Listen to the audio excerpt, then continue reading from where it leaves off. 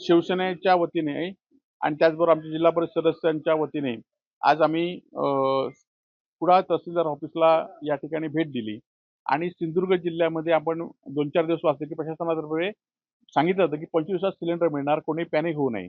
परंतु आज सगळ्याच एजन्सीवर 500-500 लोकांच्या लाईन लागलेल्या आहेत. लोकांना बुकिंग 4-4 दिवस लावून सुद्धा बुकिंगचा नंबर होत नाही आणि अशा असताना गॅस एजन्सी असतील किंवा आज पेट्रोल डिझेलची सुद्धा कमतरता झालेली आहे आणि त्यामुळे प्रशासन सांगते तसं या जिल्ह्यामध्ये परिस्थिती नाही. या जिल्ह्यामध्ये कठीण परिस्थिती लोकांची झालेली आहे. त्याचबरोबर गेले 4 दिवस हॉटेल व्यावसायिकांना सिलेंडर मिळाले नाहीत. म्हणून कालपासून हॉटेल बंद व्हायला सुरुवात झाली आहे आणि येणाऱ्या 2-3 दिवसामध्ये हॉटेल पूर्णपणे बंद राहतील. या जिल्ह्यातील परगावी आलेले विद्यार्थी, नोकरीच्या निमित्ताने असलेले लोक यांची मोठी गैरसोय होणार आहे आणि त्यामुळे प्रशासनाने फक्त सिलेंडर नाही देणार हे सांगून थांबणार नाही, तर हॉटेल व्यावसायिकांना पर्याय व्यवस्था केली पाहिजे. त्यांना रॉकेल दिलं पाहिजे किंवा त्यांना कोटा दिला पाहिजे. अशा काहीतरी व्यवस्था केल्या पाहिजेत.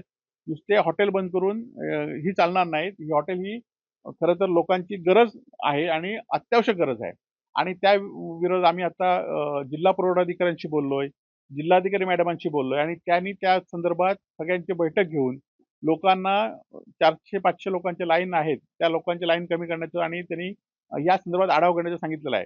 जर ही व्यवस्था सोमवारपर्यंत व्यवस्थित नाही झाली, तर मंगळवारी आम्ही सगळे वेगवेगळ्या ठिकाणी जिल्हाधिकारी कार्यालयावर आम्ही या ठिकाणी आंदोलन करणार आहोत.